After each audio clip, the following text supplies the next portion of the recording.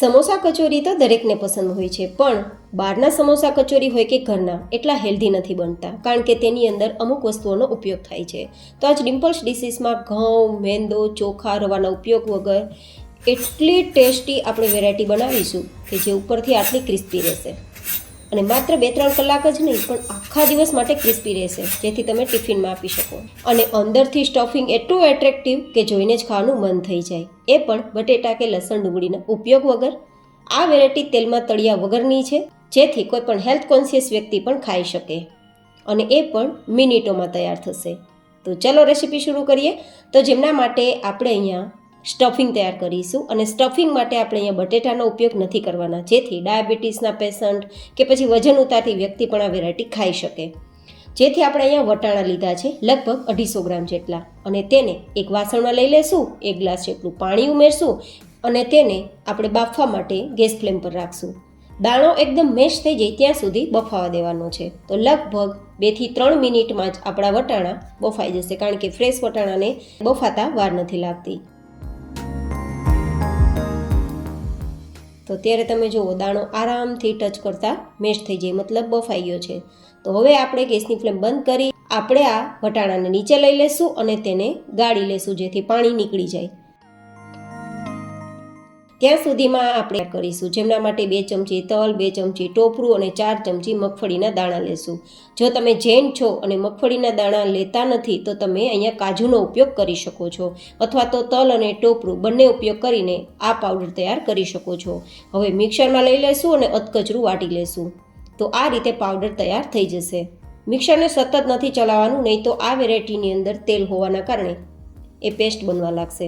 તો પાવડરને એક્સ્ટ્રા વાસણમાં લઈ લેશું અને તે જ મિક્સર જારમાં 4-5 નંગ જેટલા મરચાંના ટુકડા લઈ લેશું. તીખાસ પ્રમાણે વધઘટ કરી શકાય.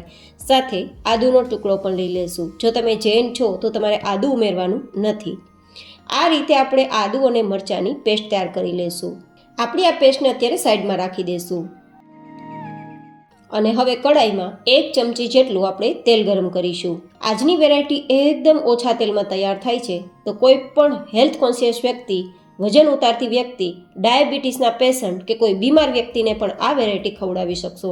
અને આ વેરાયટી એટલી હેલ્ધી છે કે કદાચ વીકમાં 2 થી 3 વાર ખાશો ને તો તમને પૂરા શરીરમાં એનર્જી આવી જશે અને તમે થાક નબળાઈ ફીલ કરતા હોય તો એ પણ દૂર થશે. તો હવે આપણું તેલ હલકું ગરમ થઈ જાય તો 1 ચમચી જીરું ઉમેરી અને તેમાં 1 કપ જેટલી ધોયેલી અને સુધારેલી મેથીની ભાજી ઉમેરશું. મેથી તો જોકે કોઈને કોઈ રીતે ખાવી જ જોઈએ, પણ આજની જનરેશન છે તે મેથી ખાવાનું પસંદ નથી કરતી. તો આવી વેરાયટીઓ તેમને બનાવીને ખવડાવી શકો છો અને તેમના ગુણધર્મો અપાવી શકો છો. મેથી ખાવાથી આખું વર્ષ તમે નિરોગી રહી શકશો. તો આ રીતે પણ ખાઈ શકાય. હવે તેમાં આપણે થોડું નમક ઉમેરી દઈશું. બીજી સામગ્રીઓ ઉમેરવાના છીએ તો તેના ભાગનું પણ નમક ઉમેરીશું, 1 થી 1.5 નાની ચમચી જેટલું, અને પછી તેને ચલાવી દઈશું. નમકના ઉપયોગ કરવાથી મેથીનો થોડો કડવો ટેસ્ટ જતો રહેશે. હવે આ રીતે થોડી આપણી મેથી છે તે ભેગી થવા લાગે પછી આપણે બાફેલા જે વટાણા છે ને તેને પાણીમાંથી મેં કાઢી લીધા હતા, તે જ વટાણાને ઉમેરી એકવાર મિક્સ કરી દઈશું. અને પછી મેશરની મદદથી આ રીતે મેશ કરી દઈશું. બહુ વધારે માવો કરવાની જરૂર નથી, અધકચરું મેશ થશે તો પણ ચાલશે. ગાઈઝ, આ વેરાયટી જેટલી હેલ્ધી છે તેટલી જ ખાવામાં ટેસ્ટી પણ છે. એકવાર જરૂર ટ્રાય કરજો, તમને બધા જને પસંદ આવશે અને તેમના પોષક તત્વો પણ મળશે. જે લોકોને આખા દિવસના કામનો થાક લાગતો હોય, હાથ પગ દુખતા હોય, શરીરમાં દુખાવો થતો હોય, તો આવી વેરાયટીઓ કોઈને કોઈ રીતે ખાવી જોઈએ.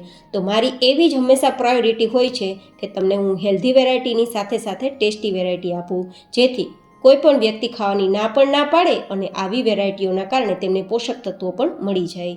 હવે આ બધું જ મેશ થઈ ગયું છે, તો હવે આપણે જે તલ, ટોપરું ને માંડવીના દાણાનો ભૂકો તૈયાર કર્યો હતો ને તેને ઉમેરી દઈશું અને આદુ અને મરચાંની પેસ્ટ ઉમેરી દઈશું. સાથે અડધા લીંબુનો રસ ઉમેરી દઈશું, કારણ કે આપણે અહીંયા ટમેટાનો ઉપયોગ નથી કરવાના ને, તો લીંબુના ઉપયોગથી થોડી ખટાશ મેન્ટેન થઈ જશે અને મેથીની કડવાણી થોડી ઓછી થઈ જશે, જેથી કોઈ પણ વ્યક્તિ ખાશે તો તેને કડવું નહીં લાગે.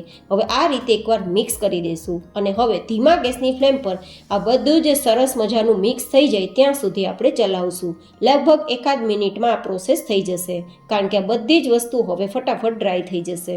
તો તો જુઓ કેટલું એટ્રેક્ટિવ આપણું સ્ટફિંગ તૈયાર થયું છે. તમને લાગશે મેથીના ઉપયોગથી સ્ટફિંગ થોડું પસંદ આવે, પણ એકવાર ટ્રાય કરજો. તમને લાગશે કે હેલ્ધી વસ્તુ ક્યારે ટેસ્ટી ન બને, પણ એવું નથી. હેલ્ધી વસ્તુને પણ જો થોડા ટ્વિસ્ટ સાથે બનાવવામાં આવે ને તો એ જરૂરથી ટેસ્ટી બને છે અને તમને પોષક તત્વો પણ આપી શકે છે. તો હવે આપણું આ સ્ટફિંગ તૈયાર થઈ ગયું છે, તેને નીચે ઉતારી થોડું ઠંડુ કરી લેશું. ત્યાં સુધીમાં આપણે લેયર્સ માટે પડ માટે લોટ તૈયાર કરી લઈએ.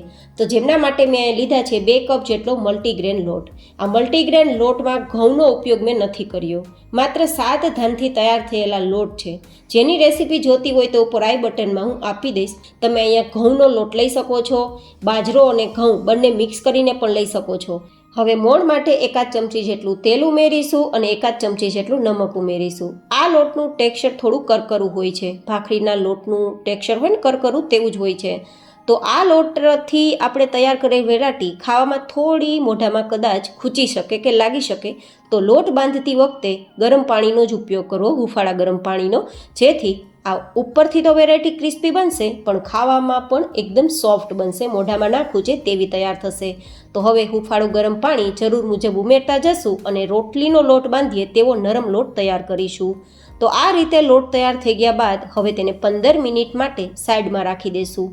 એ સેટ થાય ત્યાં સુધીમાં આપણું સ્ટફિંગ જોઈએ તો ઓલમોસ્ટ ઠંડુ થઈ ગયું છે. થોડું હુંફાળું ગરમ છે, તો હુંફાળું ગરમ હોય ત્યારે જ આ રીતે થોડી આપણે બોલ તૈયાર કરી લેવાના, લુવા તૈયાર કરી લેવાના. જેવી રીતે આપણે કચોરીનું સ્ટફિંગ તૈયાર કરતી વખતે બોલ તૈયાર કરીએ અથવા બટેટા વડા તૈયાર કરતી વખતે તેના બોલ તૈયાર કરીએ ને તેવા બોલ, નાના મોટા ચોઈસ તમારી હોય તે રીતે તૈયાર કરવા. તો આ રીતે બધા જ આપણા સ્ટફિંગમાંથી બોલ તૈયાર થઈ ગયા છે.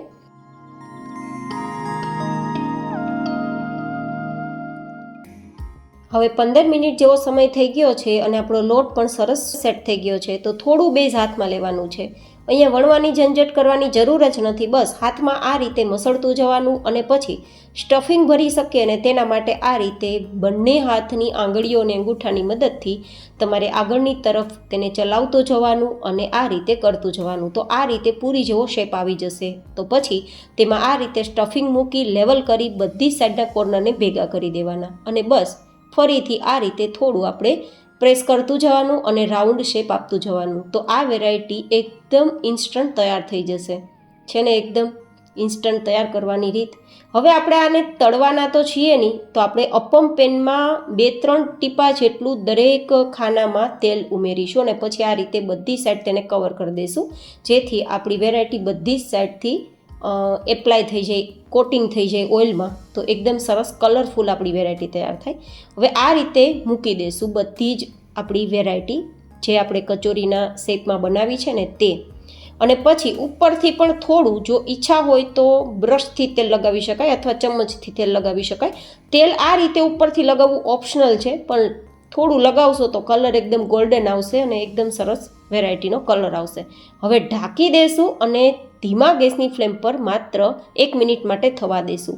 1 મિનિટ પછી તેની સાઈડ પલટી દેવાની છે, જેથી બધી જ સાઈડથી વેરાયટીનું લેયર્સ એકદમ સરસ પાકી જાય, કાચું ના રહે. અને થોડી વાર ચલાવવાનું, જેથી કોઈ પણ સાઈડથી બળે નહીં.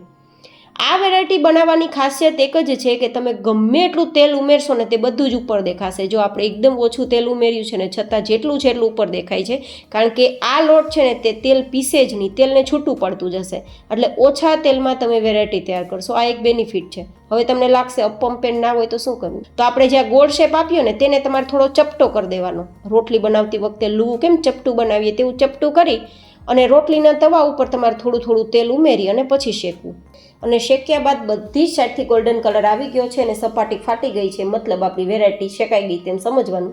તો તેને નીચે ઉતાર લેવાની અને બાકીનું હજી જે તેલ બચ્યું છે ને તેમાં આપણે બીજું પણ ઉમેરીને શેકી લઈશું, જેથી એકદમ ઓછા તેલમાં વેરાયટી તૈયાર થશે. એકવાર તમે ટ્રાય કરજો. હવે તમે જુઓ આટલું ક્રિસ્પી લેયર્સ છે અને આ ક્રિસ્પી લેયર્સ અંદરથી ફૂલ સ્ટફિંગ ભરેલું છે અને ખાવામાં એકદમ મુલાયમ છે. આ લાંબા સમય સુધી આટલી ક્રિસ્પી જ રહેશે, જેથી તમે ટિફિન કે લંચ બોક્સમાં પણ આપી શકશો અને માત્ર ટોમેટો કેચઅપ સાથે સર્વ કરશો તો પણ ભાવશે. તો કેવી લાગી તમને આજની આ નવી વેરાયટી? મને તમે તમારા ફીડબેક જરૂર શેર કરજો. ફરી મળીશું એક નવી જ એન્ડ હેલ્ધી રેસીપી સાથે. ત્યાં સુધી stay healthy and stay happy.